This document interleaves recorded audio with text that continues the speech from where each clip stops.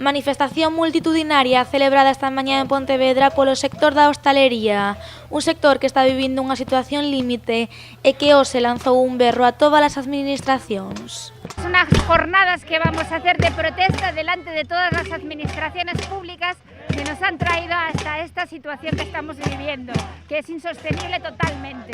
Os hostaleiros aseguran que eles son o motor da cidade e por iso a súa demanda principal está dirixida ao goberno local.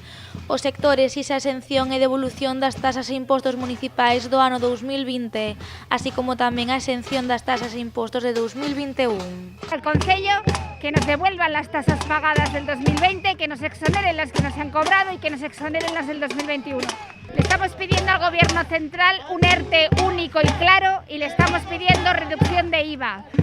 A la Xunta de Galicia las ayudas que lleguen, que no tengan letra pequeña, que no entren en conflicto unas con otras.